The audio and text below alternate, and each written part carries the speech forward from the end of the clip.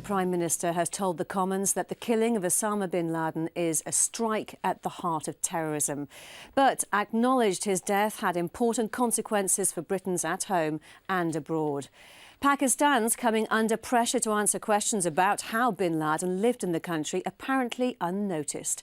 James Hurst has been monitoring today's developments.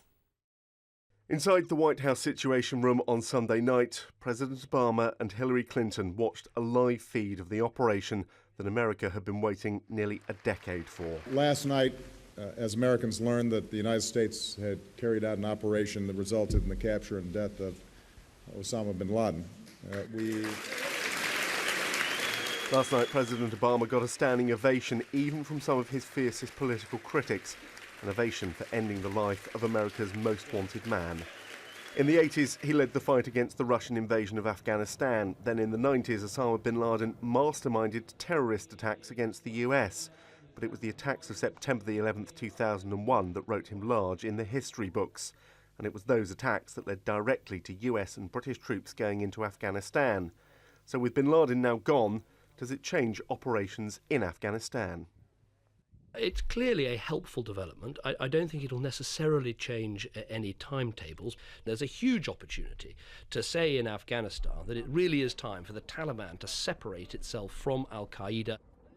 But Mr Cameron says it has raised serious questions about Afghanistan's key neighbour, Pakistan. How could the world's most notorious terrorist have gone unnoticed in this high-walled compound half a mile from Pakistan's top army training base for between 5 and 6 years? The fact that bin Laden was living in a large house in a populated area suggests he must have had an extensive support network in Pakistan. We don't currently know the extent of that network, so it is right that we ask searching questions about it, and we will. The Prime Minister did pledge to keep working with Pakistan's intelligence service, which today said it was embarrassed. The Pakistani government just wants to move on.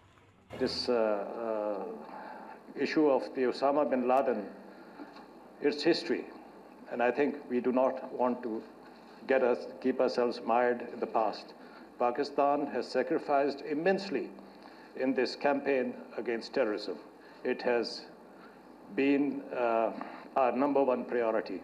Bin Laden is now marked deceased on the FBI's most wanted website. Some of those pictured alongside him are seen as potential candidates to now lead al-Qaeda. The long-term effects for the terror network are still unclear. In the short term, though, Western security services have called for vigilance against possible reprisals. James Hurst, Forces News.